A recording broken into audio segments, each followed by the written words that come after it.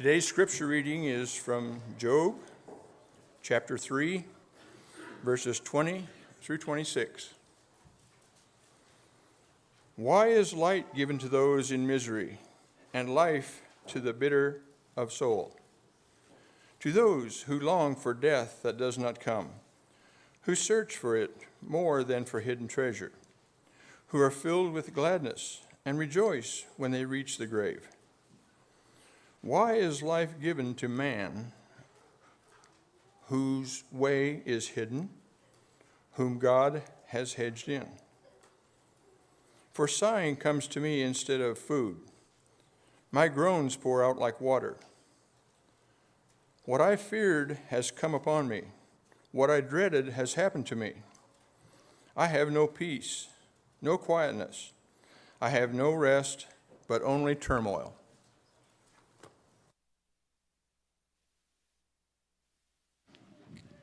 Thanks, Lavelle. Well, church, we are going to march through all of Job chapter 3. And just before we jump in, if you look at Job chapter 3, the writing style changes. And I pointed this out in week 1. It goes from prose to poetry. And within Job chapter 3, we have a poem of lament. And so poems, right, they're not meant to be picked apart, dug into really word for word. They're meant to be felt. And really, Job chapter 3 takes us into the depth of Job's suffering. And what I hope that we see at the end of this is that all the suffering that Job went through and all the suffering that we have to endure through this life under the sun is totally worth it. Okay, so there's going to be some really hard things that Job says within this text. And so just a warning on the front end. This is a dark passage. It's a really dark passage, but the gospel brings to us hope and light. All right, and we'll get there. Okay, so May 18, 1980. May 18, 1980, a massive eruption shook the state of Washington. The month leading up to that day, there were recorded over 10,000 earthquakes, each earthquake giving their warning to what was about to happen. In the morning of May 18, 1980, the sun was shining. It was a quiet day. Actually, the earthquakes had ceased. They had stopped. The land was completely at rest until the north side of Mount St. Helens collapsed in a massive landslide, unleashing this ginormous explosion with what experts estimate had the power of 500 atom bombs. Volcanic magma and 540 million tons of ash were thrown into the air, traveling across the globe.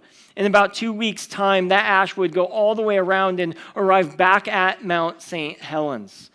It was an incredible explosion. The forest around the mount, around the volcano, was devastated. The sky was darkened. Church, I lead with this illustration because when we come to Job chapter 3, that's Job's life. Right? The volcano has exploded upon the life of this righteous man named Job. He went, if you remember from last week, from righteous and blessed to righteous and broken. A man who was the greatest in the East has become the greatest sufferer east of Eden.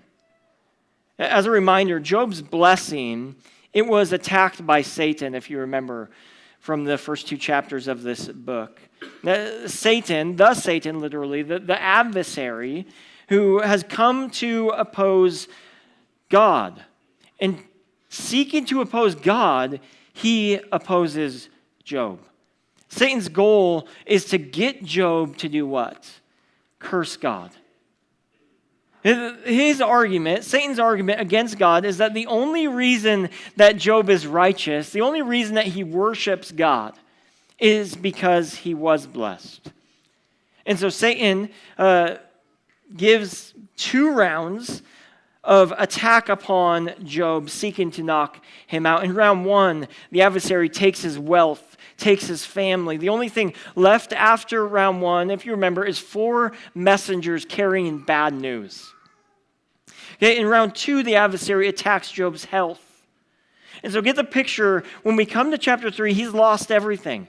His possessions are now in a heap of ashes. His servants are not serving him, but bringing him bad news. His friends are not friends. As we'll see today, they're actually foes. And this leaves you and me, the reader of this book, when we come to chapter 3 and beyond, wondering, what will God be for him?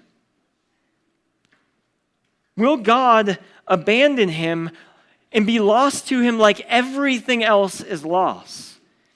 And if we're honest, I think that's not only the question at the heart of this book, but at the question at the heart of all suffering.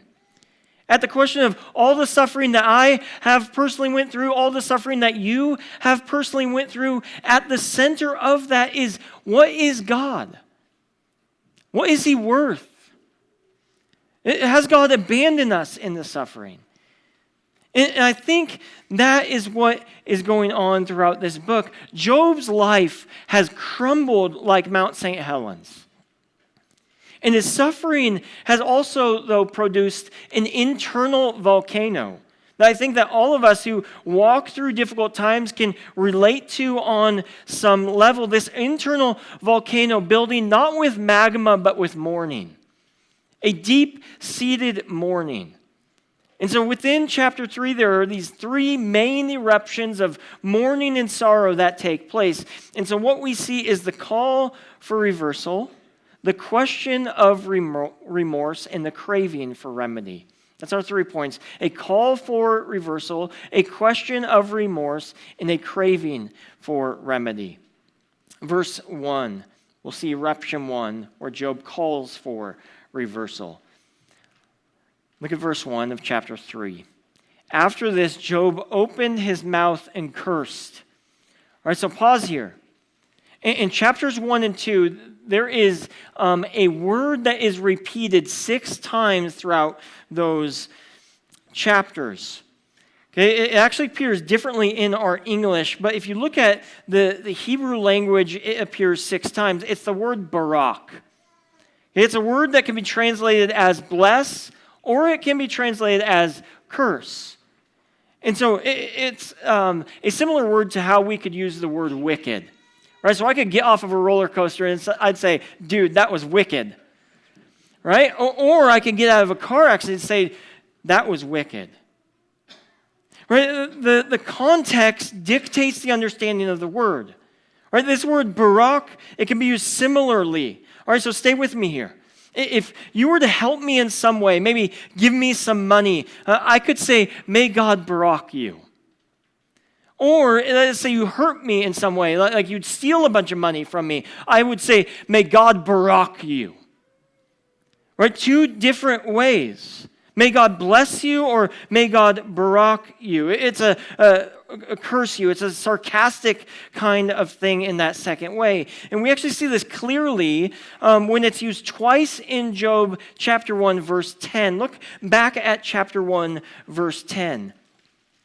Satan says there to God, have you not put a hedge around him in his house and all that he has on every side? You have baraked the work of his hands. You have blessed the work of his hands, and his possessions have increased in the land. But stretch out your hand and touch all that he has, and he will barak you to your face. He will curse you to your face.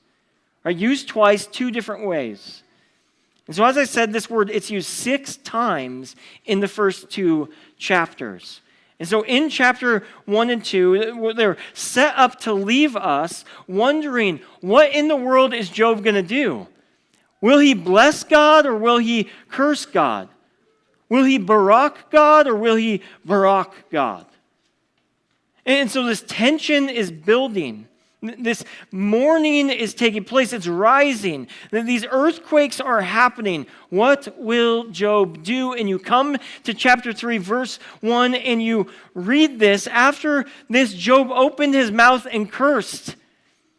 And that word's not barak, it's actually a different word which only means curse. And you think to yourself, Job, no.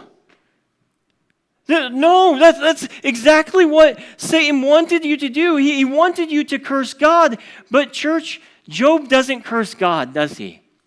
Because if we keep reading, it says, after this, Job opened his mouth and cursed the day of his birth. Right? He doesn't curse God.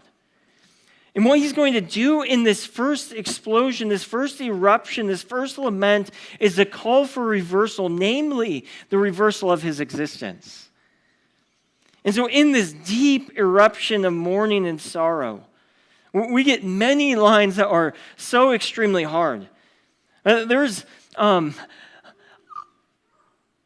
no passage that I actually just never wanted to preach before, which is why all the more I'm preaching it. Right? Like, this is deep sorrow from Job.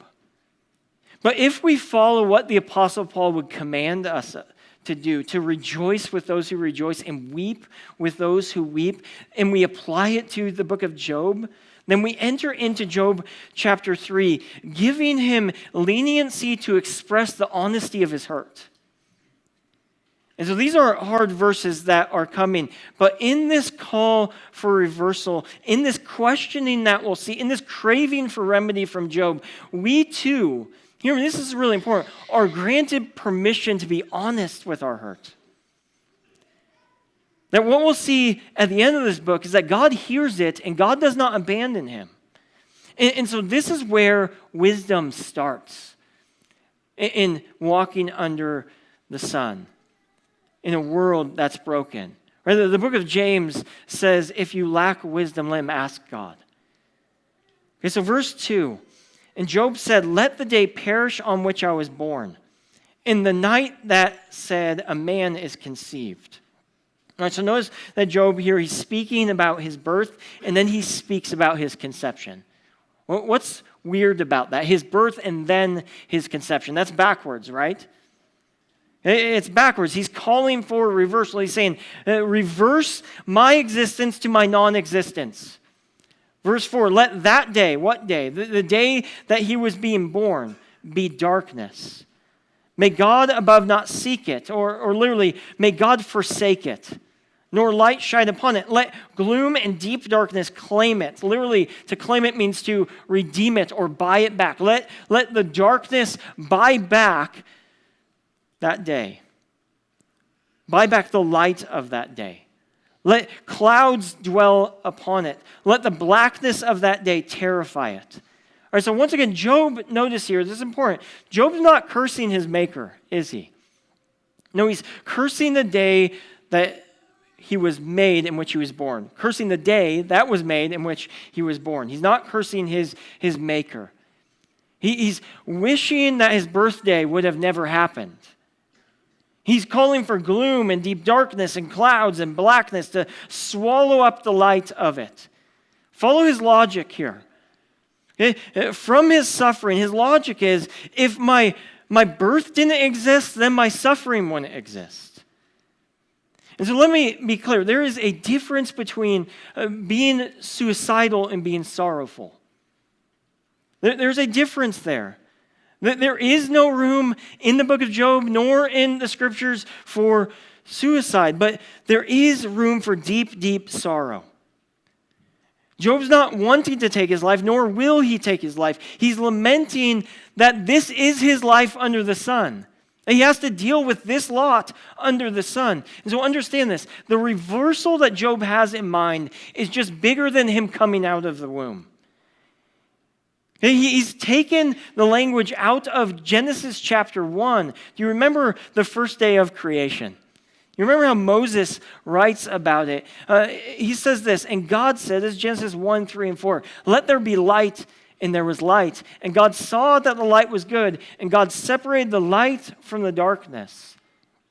And so when Job is saying, let that day be darkness, let gloom and deep darkness claim it, it's as if he's saying, why is creation this way?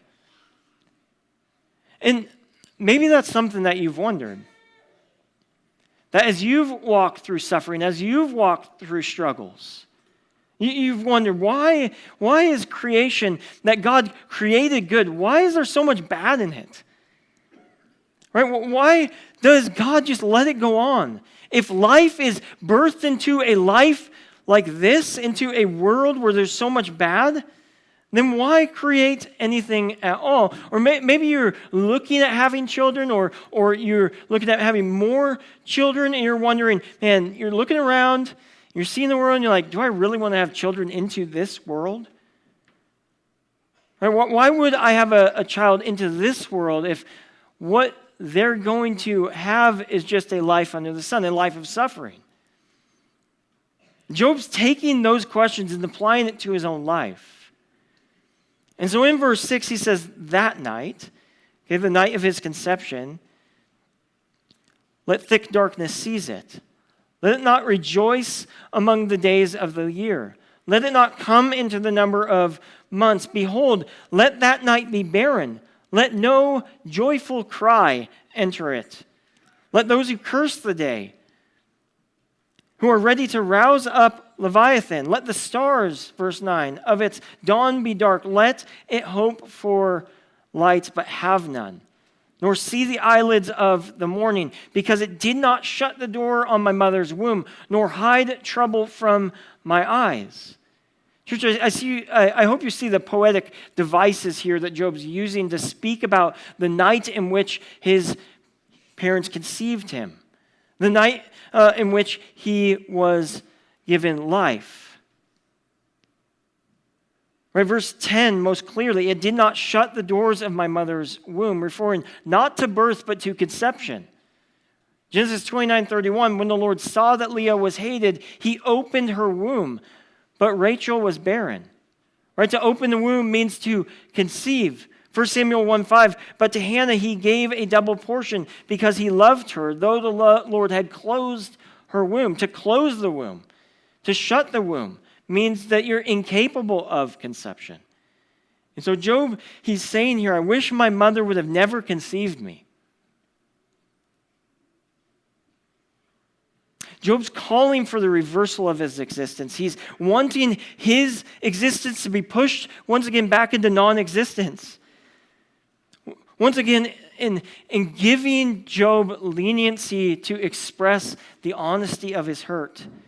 To for a second, mourn with him as he mourns. Right? This is an eruption of deep sorrow, but this much is clear. It is not an error for sin. It's not an error for sin.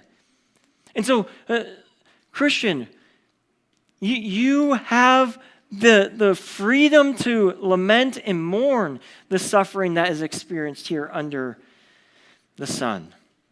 Job's not cursing his maker, but he is cursing the day that he was made. And so in verse 11, we see our second point, questions of remorse. Look at the first word in verse 11. Why? Why? Right? Job moves from calling for reversal to questioning of remorse. 6 times he's going to ask the question, why? In his sorrow, he is looking for why his life is this way. And in these questions, he's going to have these thoughts of remorse of why he survived birth. And now, undoubtedly, Job understands. Hear me, Job understands the sorrow of parents who have experienced that very thing. And so we need to give, once again, him some leniency. This man who has lost his children, who has lost his possessions, who has lost his prestige, who has seemingly lost contact with God, who is now sitting in an ash heap, scraping his wounds with a broken pot. Right, verse 11, why did I not die at birth and come out of the womb and expire? Why did the knees receive me, or why the breasts that I should nurse? Right, see the progression of birth there, coming out of the womb, being received by the knees, and then being given to the mother for provision. Right, this is hard, but Job is wondering, why, if I had to be conceived, why did I have to actually just survive my birth? Like, why? He's going to ask a similar question in verse 16. Or why was I not a hidden stillborn child as infants who never see the light? Right, Job is wondering, what in this is he's wondering is this, is life actually life that's just full of pain? Like, what is life if life is just full of pain? 6 times, why? In Genesis, it was 6 days that created, and what did he do on the 7th day? He rested. And 6 times, Job says, why? There is no rest for me here. And so there's this question of remorse for Job. It's this deep eruption for sorrow. And so out of that question of remorse comes a craving for remedy. It comes a craving for remedy. And if you went through sorrow you understand this progression. Right? And you're looking for something to solve, to remedy the craving. And so we see this in 13 through 26. I'm going to read it all here. For then I would have lain down and been quiet. I would have slept and I would have been at rest. Okay, so he's speaking about death. Would have been at rest with kings and counselors of the earth who rebuilt ruins for themselves, or with princes who had gold, who filled their houses with silver. Or why was I not as a hidden stillborn child, as infants who never see the light? There the wicked cease from troubling, and there the weary are at rest. There the prisoners are at ease together. They hear not the voice of the taskmaster. The small and the great are there, and the slave is free from his master. Why is light given to him who is in misery, and a life to the bitter in soul, who long for death, but it does not come, and dig for it more than hidden treasures, who rejoice exceedingly and are glad when they find the grave? Why is light given to a man whose way is hidden, whom God has hedged in? So pause there. Remember what Satan accused God of doing? Putting a hedge around Job. It was a hedge to protect Job. And now Job is using that same word and saying, God has put a hedge around me, and yet it's not a hedge of protection. It's a hedge of razor wire to keep me imprisoned in my suffering. Verse 24, for my sighing comes instead of my bread, and my groanings are poured out like water, for the thing that I fear comes upon me, and what I dread befalls me. I am not at ease, nor am I quiet. I have no rest, but trouble comes. Do you hear Job in his sorrow, in his suffering, in his difficulty, craving for a remedy from this difficulty, trying to find hope, seeking it? Right? He believes that the remedy lies where? In the grave. He talks about kings and counselors and princes, these in authority who have died. In verses 17 through 19, he talks about all different types of people, powerful people and powerless people, righteous people and unrighteous people, the wicked and the weary, taskmasters and prisoners, the great and the small. He's talking generally about death and the grave. And you think, why is he seeking remedy here? How is this righteous man who God said there's none on earth like him? How is he seeking remedy in death? Well, church, to understand this, we actually need to rewind to the end of chapter 2. And I think when we do that, we get into this sorrow, this immense amount of explosion of hope that is heaped upon us. And at the end of chapter 2, Job's friends, they come to show him comfort and sympathy. Do you remember what they do, though, when they get to him? When they see him from a distance, they don't recognize him. They tear their clothing. They throw ashes on their head, dirt on their heads, and they sit with him in silence for 7 days and 7 nights. They come to show him comfort, but get this, church, in their actions of what they do, of throwing dust on their heads and tearing their clothes and sitting with him in silence for 7 days and 7 nights. In those actions, what we see is actually mourners who would mourn at a funeral. It's actually Job that has to break the silence, not them. Right? They are mourning a corpse. And what his three friends do to show him sympathy and comfort is in essence, roll a coffin in front of him and tell him to get in. That's what his three friends do. As one commentator said, their friend Job is as good as dead to them. It's as if Job's friends are saying the way to find comfort, the way to find comfort is actually to curse God and die. They are not friends, they are foes. And so Job sits in the ash heap of the volcano that has erupted over his life, and he craves this remedy. And understand this, church. He knows that the remedy is in death. He knows it's there. But he doesn't crawl into the coffin by cursing God and dying. No, this is where the wisdom of the book of Job comes in. Because as I said in the book of Job, Job points us to another man, a greater man. Job's a shadow of Jesus, whom the prophet Isaiah foretells of a time in which he says, unto us a child is what? Born.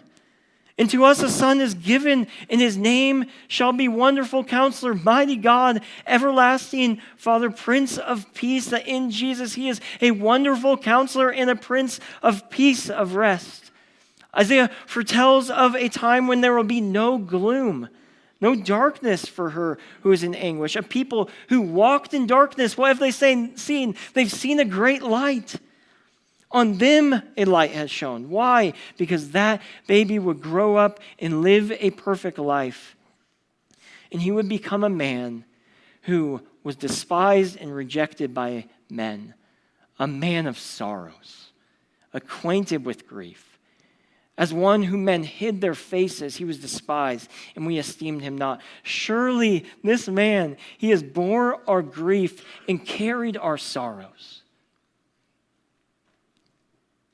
He was smitten, stricken by God. We esteemed him not. He was afflicted. And what happens in the New Testament, church? The very thing that Isaiah foretold comes true. A baby is born, takes on the name Jesus. He lives as the man foretold, a man of sorrows. He enters into a garden with how many friends? 3. Deep into that garden with 3 friends in anguish, not of a coffin, but of a cross. And on that cross, what does he do? He cries out, my God, why have you forsaken me? And then he dies as the remedy. And he rises as our hope. And so in seeing Job's suffering, we actually see the suffering of Christ, right? Who purchased for us by his death and resurrection a hope in our suffering, in our life under the sun. A hope that is guaranteed. A hope that in the end, we will look back and see how all things have worked together for those who love or bless God. A hope that tells us that nothing can separate us from the love of God. No tribulation or distress or persecution or famine or nakedness or danger or sword. We can be afflicted in every way but not crushed, perplexed but not driven to despair, persecuted but not forsaken, struck down but not destroyed. Church, the ultimate remedy for our sorrow is looking to the death and resurrection of Jesus Christ, who, hear me, makes all of our suffering totally meaningful, redeems it all, every last drop, every last struggle becomes totally meaningful, building for us a weight of eternal glory, which will be revealed to us when Jesus Christ returns to make all things new. And so the question that Job chapter 3 begs us to ask, living in this world, in God's way, is will we trust his way? The question that is asked is, will the suffering that we experience here be worth it?